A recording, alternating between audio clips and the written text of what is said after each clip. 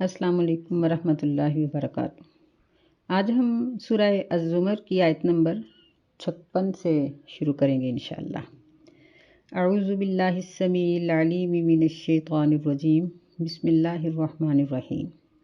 अन तक़ूल नफ्सुन या हसरता अला मा फर्रतु फ़ी जंबिल्लाहि व इन कुन्तु लमिनस साखिरीन। ये कि ऐसा ना हो कि कोई शख्स ये बात कहे कि हाय अफसोस, यानी किसी पर ऐसा मौका आ जाए कि फिर वो कहे कि हाय अफसोस या ए अफसोस उस चीज़ पर जो मैंने अल्लाह के हुकूक में कोताही की। फ़ी जंबिल्लाहि यानी अल्लाह ताला के हुकूक में जो मैंने कमी की। व इन कुन्तु लमिनस साखिरीन, और अगरचे मैं तो ज़रूर मजाक ही उड़ाने वालों में से था। इससे पहली आयत में अल्लाह ताला ने हमें इस बात की तरफ तवज्जो दिलाई है और बार बार इस किस्म के अल्फाज इस्तेमाल किए हैं जिनमें अल्लाह ताला की अपनी मखलूक के साथ हमदर्दी और मोहब्बत का इजहार होता है। ये फरमाया कि वह अनीबू इला रब्बिकुम, अपने रब की तरफ पलट आओ। फिर फरमाया कि वह अस्लिमू लहू, उसके लिए मती हो जाओ, फर्मा बरदार हो जाओ। फिर फरमाया कि वत्तबिउ अहसन मा उन्जिला इलैकुम मिर रब्बिकुम, कि उस अहसन चीज़ की पैरवी करो जो तुम्हारे रब ने तुम्हारी फलाह के लिए, तुम्हारी कामयाबी के लिए, तुम्हारी सूझबूझ के लिए नाजिल किया।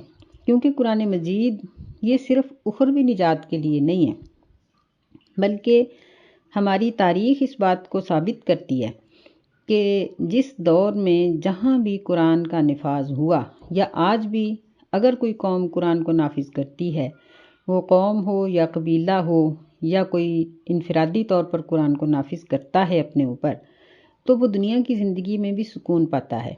नबी सल्लल्लाहु अलैहि वसल्लम की अपनी ज़िंदगी मुबारक, फतूहात के बाद का सिलसिला, फिर मुसलमानों का फातिहाना अंदाज में दूसरे मुल्कों के अंदर दाखिल होने का तरीका और वहाँ के लोगों को अमन देने का तरीका, और नबी अलैहिस्सलातु वस्सलाम का फ़तह मक्का के मौका पर अपने दुश्मनों के साथ हुस्न सलूक, और इसी तरह अपने ज़िम्मी गैर मुस्लिम अवाम को मुसलमानों का हकूक़ देना और उनकी हिफाजत करना, ये सब चीज़ें हमें कुरान से ही हासिल होती हैं। यानी दुनिया की फ़लाह भी सिर्फ़ हमें कुरान से ही हासिल हो सकती है और आखिरत की भी। जब हम कुरान मजीद को छोड़ देंगे और इसकी तफसीर हदीस को छोड़ देंगे तो फिर यही होगा कि दुनिया में भी मार धाड़, खून रेज़ी, आपाधापी, मफाद परस्ती और इसी किस्म के फसादात ही होंगे जो हम देख रहे हैं। और आखिरत में भी इंसान की ये सूरत हाल हो जाएगी कि वो अल्लाह के यहाँ पहुँचने पर अफसोस करेगा, और अल्लाह ताला हमें इस अफसोस की हालत से बचाना चाहते हैं। फरमाया औ तक़ूल लौ अन्नल्लाह हदानी लकुन्तु मिनल मुत्तक़ीन, या कोई शख्स कहे कि अगर बेशक अल्लाह मुझे हिदायत देता तो मैं मुत्तकी लोगों में से होता। यानी इससे पता चलता है कि दुनिया में इंसान का जो मिजाज है आखिरत में भी वही होगा, कि यहाँ बाज़ लोग गलती करके पछताते हैं, अफसोस करते हैं, बाज़ गलती करके दूसरों पे डाल देते हैं, कि ऐसे ही यानी मुजरिमीन क़यामत के दिन अल्लाह पे डालेंगे कि मुझे अल्लाह ने हिदायत ही नहीं दी थी, मेरा क्या कसूर, अगर मुझे अल्लाह हिदायत दे देता तो मैं मुत्तकी हो जाता। लेकिन ये हुज्जतें पेश करने वालों की हुज्जतें क़यामत के दिन किसी काम नहीं आएंगी, क्योंकि दुनिया में तो इंसान बाज़ औक़ात जो जज हज़रात होते हैं वो भी अपने कम इल्म की वजह से वो मुगालते में आ जाते हैं और लोगों की इस तरह की दलीलों पर वो गलत फ़ैसला कर डालते हैं। लेकिन अल्लाह तो आलिमुल गैब है, तो वो कभी भी गलत फ़ैसला नहीं करेगा। फरमाया औ तक़ूल हीन तरल अज़ाब लौ अन्न ली कर्रतन फ़अकून मिनल मुहसिनीन, या वो कहे कि जब अज़ाब को देखे कि अगर बेशक मेरे लिए कर्रतन दुनिया में दोबारा लौटना हो, फ़अकून मिनल मुहसिनीन, बस मैं नेकी करने वालों में से हो जाऊं। यानी ये भी एक पछतावा है, और पछतावा भी है और ये मौका परस्ती भी है कि जिस तरह हम लोग वक़्त रखने के लिए, मौका रखने के लिए बात बना लेते हैं, बाज़ मुजरिम क़यामत के दिन भी ऐसी बात ही करेंगे कि अगर दोबारा चले जाएं तो कभी भी गुनाह ना करें। एक और मुकाम पर अल्लाह ताला ने ये बात ज़िक्र की है कि ये सिर्फ़ इनकी मुँह की बात है اگر یہ لوگ دوبارہ بھی لوٹا دیے جائیں تو یہ وہی کچھ کریں گے جو کچھ کرتے اب دنیا سے آئے ہیں۔ بہرحال لوگوں کے 3 ہی قسم کے یہ اعتراضات ہوں گے جن کی تفصیل ہمیں اللہ تعالیٰ نے یہاں بتائی ہے، اور ہمیں یہ متنبع کیا ہے کہ ایسے اوقات کے آنے سے بچو، ایسا وقت اور ایسی حسرت کے آنے سے بچو، ابھی سے اپنے آپ کا سوچو۔ اللہ تعالیٰ فرماتے ہیں بلا قد جاءتک آیاتی فکذبت بہا واستکبرت وکنت من الکافرین، کیوں نہیں، تحقیق تیرے پاس دنیا میں میری آیات آئی تھیں، فکذبت بہا، پس تو نے ان کو جھٹلا دیا، واستکبرت، اور تو نے تکبر کیا، یعنی اپنے آپ کو بڑا سمجھا، میرے حکم کو، میرے پیغام کو چھوٹا سمجھا، وَكُنْتَ مِنَ الْكَافِرِينَ، اور تو کفر کرنے والوں میں سے ہو گیا۔ یعنی 3 قسم کے جواب اللہ تعالیٰ یہاں دیں گے، اور یہ تینوں قسم کے لوگوں کے لیے یہ جواب کافی ہیں۔ پیچھے جن تینوں کا ذکر آیا ہے کہ پہلی اللہ تعالیٰ دلیل یہ پیش کریں گے کہ میری آیات تیرے پاس آئی تھیں، یعنی تو یہاں یہ حجت نہیں پیش کر سکتا کہ مجھے معلوم نہیں تھا۔ پھر دوسری بات اللہ تعالیٰ جو اکڑنے والے اور ضد کر کے گناہ کرنے والے، گناہ کر کے مکر جانے والے اور بہانے بنانے والے لوگ ہیں، ان کو فرمائیں گے کہ فکذبت، تو نے جھٹلا دیا، ان پر یقین نہ کیا، ان کو سچائی نہ سمجھا۔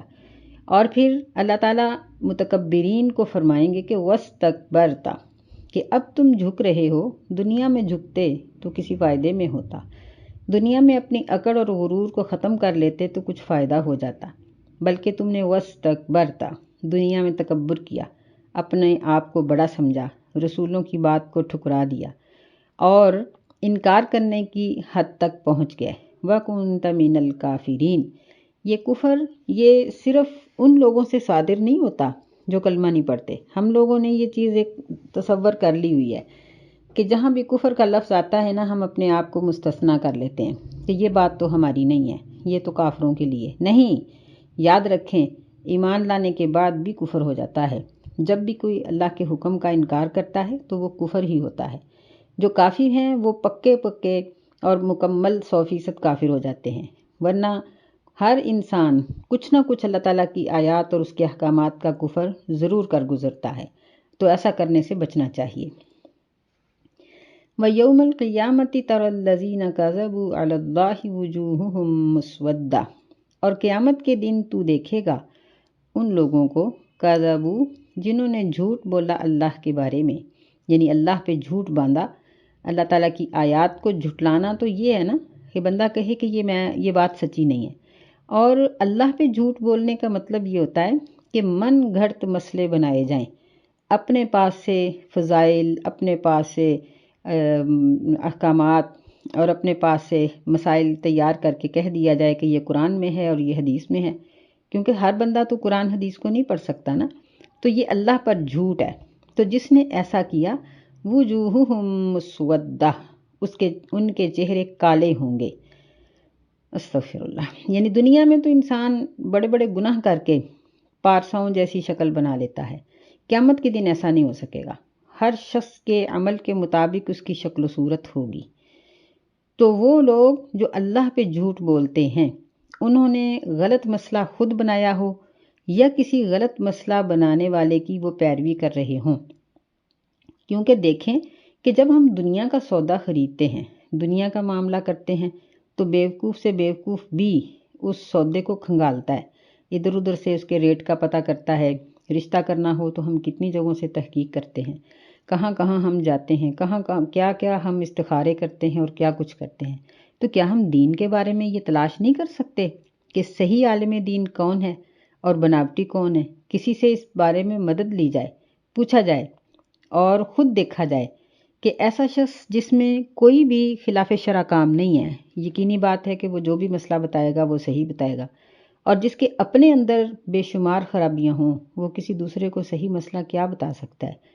تو یہ ہماری اپنی ذمہ داری ہے ہر ایک کی کہ ہم سب سے پہلے اپنے لیے اس عالم کو چنیں جو صحیح قرآن اور حدیث ہمارے سامنے پیش کرے، جو بناوٹی مسئلے نہ بنائے، جس کے پاس پیٹ کا دھندا نہ ہو، وہ اپنی خوراک کے لیے اور اپنی آمدن کے لیے وہ لوگوں کو جھوٹے مسئلے نہ بنائے اور ان کو ایسی چیزیں نہ بتائے تو جب ہم کوشش کریں گے تو اللہ تعالیٰ ہمیں راہ ہدایت ضرور دکھا دے گا انشاءاللہ۔ تو فرمایا کہ ایسے لوگوں کے چہرے کالے ہوں گے، استغفر اللہ، الیس فی جہنم مثوی للمتکبرین، کیا جہنم میں ٹھکانہ نہیں ہے متکبرین کا، یعنی تکبر کرنے والوں کا ٹھکانہ کون سا ہے؟ ان کے لیے جہنم ہی ٹھکانہ ہے، اور وہاں ان کو بڑا ذلت اور رسوائی والا عذاب دیا جائے گا، کیونکہ یہ دنیا میں بڑا اکڑ کے رہتے تھے۔ اللہ تعالیٰ ہمیں محفوظ رکھے۔ قل افغیر اللہ تأمرونی اعبد ایہا الجاہلون، اے نبی صلی اللہ علیہ وسلم کہہ دیجئے کیا پس غیر اللہ کی عبادت کرنے کا تم مجھے حکم دیتے ہو؟ تأمرونی کہ مجھے تم ضرور غیر اللہ کی عبادت کرنے کا حکم دیتے ہو، ایہا الجاہلون اے جاہلو، یعنی جو مکے کے مشرکین تھے یا دیگر مخالفین تھے، ان کو مخاطب کر کے آپ کہہ دیں کہ میں غیر اللہ کی عبادت نہیں کر سکتا، مجھے اللہ تعالیٰ نے اس بات سے روک دیا۔ وَلَقَدْ أُوحِيَ إِلَيْكَ وَإِلَى الَّذِينَ مِن قَبْلِكَ، اور یقینی بات ہے، بلا شبہ، البتہ تحقیق، وحی کی گئی ہے الیک آپ کی طرف اور آپ سے پہلے لوگوں کی طرف بھی، لَإِنْ أَشْرَكْتَ کہ ضرور اگر تو شرک کرے گا، لَيَحْبَطَنَّ عَمَلُكَ تو ضرور ضائع ہو جائیں گے تیرے عمل، وَلَتَكُونَنَّ مِنَ الْخَاسِرِينَ اور ضرور تو خسارہ پانے والوں میں سے ہو جائے گا۔ یعنی عام شخص کی کیا حیثیت ہے، جبکہ نبی صلی اللہ علیہ وسلم کو اللہ تعالیٰ یہ بات کہہ رہے ہیں کہ آپ بھی اور آپ سے پہلے نبی بھی، ہم نے ہر ایک کو کہہ دیا کہ اگر تم نے بھی شرک کیا تو تمہارے عمل ضائع ہو جائیں گے۔ اب یہاں مطلب یہ نہیں ہے کہ اللہ تعالیٰ کو اپنے نبیوں سے شرک کا کوئی اندیشہ تھا، نہیں، اللہ تعالیٰ یقینی طور پر جانتے تھے کہ نبی ایسا کام نہیں کر سکتے، لیکن شرک کی ایسی نحوست ہے اور یہ اتنی بڑی برائی ہے کہ اگر ایک نبی بھی کرے تو اللہ تعالیٰ کو وہ اچھا نہ لگے، یہ بات یہاں کہنا مقصود ہے۔ یعنی عوام کے لیے تاکید کی یہ ایک صورت ہے کہ اللہ تعالیٰ نے اپنے نبی صلی اللہ علیہ وسلم کو اور ان کے ذریعے پہلے تمام نبیوں کا تبصرہ بھی کر دیا کہ ہم نے ہر ایک کو یہ کہا تھا کہ اگر شرک کرو گے تو تمہارے عمل ضائع ہو جائیں گے۔ کون سے عمل؟ یعنی جب ایک انسان توحید پرست ہوتا ہے تو اس کا کاروبار کرنا، اس کا چلنا پھرنا، اس کا کسی کے ساتھ ہنس کے بولنا، بیمار کی بیمار پرسی، کسی کے ساتھ ہمدردی، کوئی لینا دینا، سب چیزیں عبادت ہو جاتی ہیں جبکہ وہ شرع کے مطابق ہوں۔ لیکن اگر ایک شخص توحید پرست نہیں ہے تو پھر وہ بچوں کو عورت پالتی ہے، ان کے سارے کام کرتی ہے، اٹھتی بیٹھتی ہے، اس کی پیدائش کی اور پہلی تکلیفوں کو برداشت کرتی ہے، مرد بھی سارے کام برداشت کرتا ہے، لیکن اس کے لیے کوئی بھی اجر نہیں۔ تو اس لیے فرمایا کہ تمہارے سارے ہی عمل ضائع ہو جائیں گے۔ بَلِ اللَّهَ فَاعْبُدْ وَكُن مِّنَ الشَّاكِرِينَ بلکہ اللہ ہی کی پس عبادت کرو اور شکر کرنے والوں میں سے ہو جاؤ۔ تو یہ بات ہر موقع پر تقریباً وضاحت سے کر دی جاتی ہے کہ شکر زبان سے اگر کیا جائے تو یہ شکر کا صرف ایک انداز ہے، مکمل نہیں ہے شکر۔ شکر کا مکمل معنی یہی ہوتا ہے کہ نعمت کر دینے والے کو پہچاننا، اس کی نعمت کی قدر کرنا، اس کی نعمت کی ضرورت محسوس کرنا، پھر اس کی نعمت کو کما حقہ استعمال کرنا اور اس کے عطا کرنے پر شکریہ اس کا ادا کرنا۔ یعنی اس میں انسان کا پورا جسم اللہ تعالیٰ کے تابع اور فرما بردار ہونا چاہیے، پھر اس کا شکر ادا ہوتا ہے۔ وَمَا قَدَرُ اللَّهَ حَقَّ قَدْرِهِ اور انہوں نے نہیں قدر کی اللہ تعالیٰ کی جس طرح اس کی قدر کرنے کا حق تھا۔ یعنی حق کیا تھا؟ حق تو یہ ہے کہ جس طرح ہم ایک ایک سانس کے لیے اللہ کی آکسیجن کے ہم ضرورت مند ہیں اور ہم اپنے جسم کی ہر حرکت کے لیے اللہ کی رحمت کے امیدوار ہیں، تو اسی طرح پھر ہم اپنے ہر چھوٹے اور بڑے کام میں اس کی اطاعت کریں۔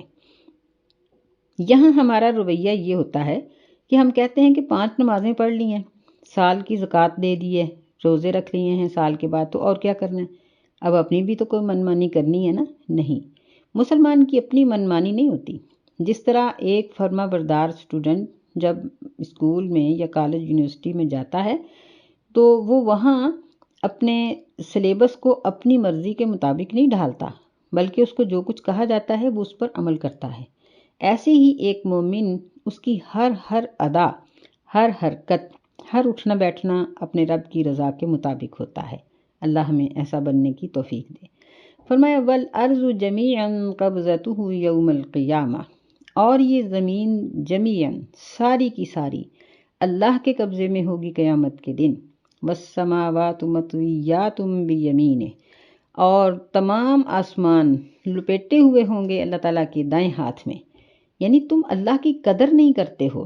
اللہ تو اتنی عظیم ذات ہے کہ قیامت کے دن اس نے تمام زمینوں کو اپنے ہاتھ میں پکڑ رکھا ہوگا، بائیں ہاتھ میں، اور آسمانوں کو لپیٹ کر دائیں ہاتھ میں پکڑا ہوا ہوگا۔ اور یہاں شمال کا لفظ نہیں ہے، اس لیے کہ نبی صلی اللہ علیہ وسلم نے فرمایا کہ اللہ تعالیٰ کے تمام ہاتھ ہی دائیں ہیں۔ یعنی دائیں اور بائیں کا یہ فرق ہوتا ہے نا، کہ دائیں ہاتھ میں طاقت زیادہ ہوتی ہے، لیکن اللہ تعالیٰ کے ہر ہاتھ میں ہی برکت اور قوت ہے۔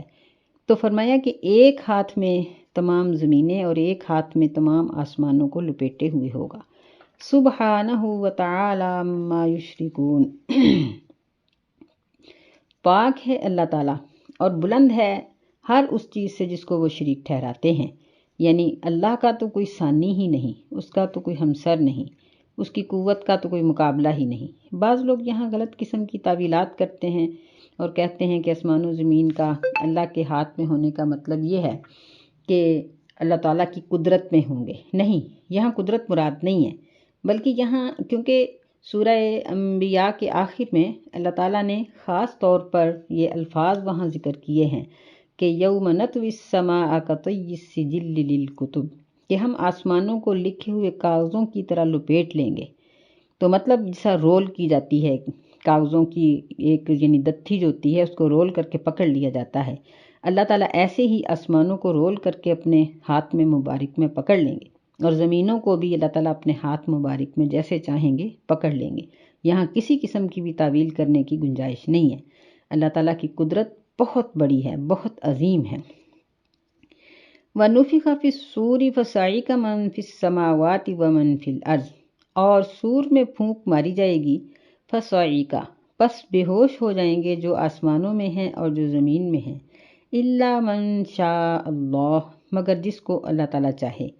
ثُمَّ نُفِخَ فِيهِ أُخْرَىٰ فَإِذَا هُمْ قِيَامٌ يَنظُرُونَ، پھر اس میں دوسری مرتبہ پھونک ماری جائے گی، فَإِذَا هُمْ، پس اس وقت اچانک وہ سب کھڑے دیکھ رہے ہوں گے۔ تو نبی صلی اللہ علیہ وسلم نے اس کے بارے میں فرمایا کہ جب قیامت کے دن اللہ تعالیٰ مجھے سب سے پہلے اٹھائیں گے تو میں اٹھوں گا تو دیکھوں گا کہ موسیٰ علیہ السلام اللہ کے عرش کا پایا تھامے کھڑے ہیں۔ میں نہیں جانتا کہ وہ مجھ سے پہلے ہوش میں آ گئے ہیں یا ان کو اللہ تعالیٰ نے کوہ طور کے اوپر جو بے ہوشی تھی اس کی وجہ سے آخرت کی بے ہوشی سے ان کو بچا لیا ہے، میں اس بات کو نہیں جانتا۔ تو اس میں موسیٰ علیہ السلام کی آپ نے عظمت بیان کی اور یہ بیان کیا کہ یہاں الا من شاء اللہ جو فرمایا ہے کہ جس کو اللہ چاہے، تو شاید اس سے مراد موسیٰ علیہ السلام ہی ہیں۔ وَأَشْرَقَتِ الْأَرْضُ بِنُورِ رَبِّهَا، اور زمین روشن ہو جائے گی اپنے رب کے نور کے ساتھ۔ وَوُضِعَ الْكِتَابُ، اور کتاب یعنی نامہ اعمال کو رکھ دیا جائے گا۔ وَجِيءَ بِالنَّبِيِّينَ وَالشُّهَدَاءِ، اور نبیوں کو اور گواہوں کو لایا جائے گا۔ وَقُضِيَ بَيْنَهُم بِالْحَقِّ، اور ان کے درمیان حق کے ساتھ فیصلہ کر دیا جائے گا۔ وَهُمْ لَا يُظْلَمُونَ، اور ان پر کسی قسم کا بھی کوئی ظلم نہیں کیا جائے گا۔ یعنی اس سے معلوم ہوتا ہے کہ قیامت کے دن سورج کی روشنی تو نہیں ہوگی اور اللہ تعالیٰ کے نور کی روشنی سے زمین منور ہوگی، اور پھر نامہ اعمال رکھے جائیں گے، انبیاء علیہ السلام کو حاضر کر لیا جائے گا، گواہوں کو لے آیا جائے گا، اور اللہ تعالیٰ اپنی عدالت لگائیں گے۔ نبی صلی اللہ علیہ وسلم نے فرمایا کہ اللہ تعالیٰ زمین پر آئیں گے اور اللہ فرمائیں گے کہ انا الملک، میں ملک ہوں، بادشاہ ہوں، آج زمین کے بادشاہ کدھر گئے؟ میں جبار ہوں، آج دنیا کے اوپر جو جبار تھے، جو اکڑنے والے، غرور کرنے والے تھے، وہ کہاں گئے؟ اور اللہ تعالیٰ یعنی لوگوں کو آواز دے کر کہیں گے کہ آج کون ہے جو بولے، لیکن جواب میں کوئی بھی نہیں بولے گا۔ تو پھر اللہ فرمائیں گے کہ میں ہی بادشاہ ہوں۔ نبی صلی اللہ علیہ وسلم نے یہ باتیں ذکر کیں اور پھر یہ آیات پڑھیں، وما قدر اللہ حق قدرہ والارض جمیعا قبضتہ۔ یہ ساری آیات آپ نے پڑھیں اور رسول اللہ صلی اللہ علیہ وسلم اپنے ہاتھ کو حرکت دے رہے تھے اور اپنے ہاتھوں کو آگے پیچھے کر رہے تھے اور اپنے رب کی بزرگی اور اس کی بڑائی بیان کر رہے تھے اور فرما رہے تھے کہ اللہ کہیں گے کہ انا المتکبر، انا الملک، انا العزیز، انا الکریم، کہ میں ہوں سب سے بڑا، میں ہوں متکبر، میں ہوں جبار، میں بادشاہ ہوں، میں سب سے غالب ہوں، میں بہت لوگوں پر نرمی کرنے والا ہوں۔ راوی کہتے ہیں کہ نبی صلی اللہ علیہ وسلم ان الفاظ کو دہرا رہے تھے اور آپ اس طرح کانپنا شروع ہو گئے، اللہ کے ڈر سے لرز گئے کہ ممبر بھی لرزنے لگا، اور ہمیں یہ خوف آ گیا کہ کہیں ایسا نہ ہو کہ زمین پر آپ ممبر سمیت گر جائیں۔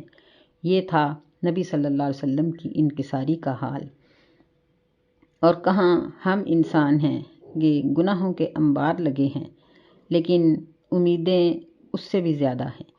امید ٹھیک ہے، اللہ کے ساتھ ضرور رکھیں، لیکن پہلے عمل کریں، عمل کرنے کے بعد پھر امید رکھی جائے گی، کیونکہ اللہ تعالیٰ فرماتے ہیں وَوُفِّيَتْ كُلُّ نَفْسٍ مَّا عَمِلَتْ وَهُوَ أَعْلَمُ بِمَا يَفْعَلُونَ، کہ ہر شخص کو اس کا عمل پورے کا پورا دے دیا جائے گا، وَهُوَ أَعْلَمُ، اور اللہ تعالیٰ خوب جانتے ہیں، بِمَا يَفْعَلُونَ، کہ لوگ کیا کرتے تھے۔